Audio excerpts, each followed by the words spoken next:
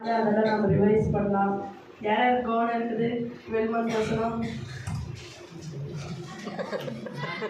Okay, எல்லாரும் கேட்குங்க. முதல் மாதம் நான் உங்களை நடத்தி ஆத்மாவை திருப்தியாக எலும்புகளை விடப்பட்டு செம்மையான பாதையில் நடத்துவேன் என்று சொல்லியிருக்கிறாரு. 2வது மாதம் தேவன் நம்மளை தெரிந்து கொண்டிருக்கிறாரு. நாம் அவர் ஆராதிக்கும் போது நம்மளை திருப்தி ஆக்குறாரு.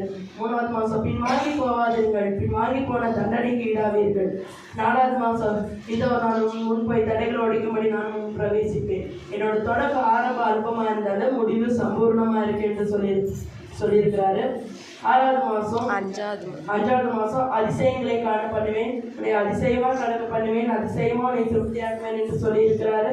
6வது மாதம் நீதியின் தேவன் என் நீதி சமீபமாக இருந்து நீங்கள் தீமை செய்த தண்டனை கேள்வி சரியிலிருந்து தேவன் நம்மளை மீட்கிறாரு என்று சொல்லியிருக்கிறாரு.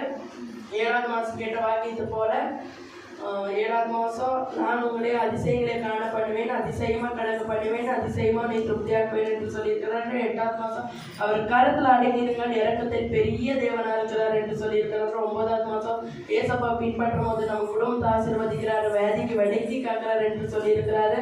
10வது மாதம் தேவனை தேடுங்க, நீதியை தேடுங்க, மனத்தாழ்வுடன் தேடுங்க, அப்பொழுது கோபத்தின் நாட்களில் நீங்கள் மறைக்கப்படுவீர்கள் என்று சொல்லியிருக்கிறாரு.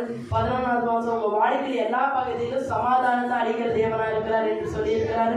12வது மாதம் தேவன் இடத்துல நெருக்கமா தேடுங்க, அன்பு கூர்ந்து தேடுங்க, வேத பிரியர்களா இருங்க, அப்பொழுது உங்க காரியங்களே வாழ்க்கை பண்ணுவார். தேங்க்யூ.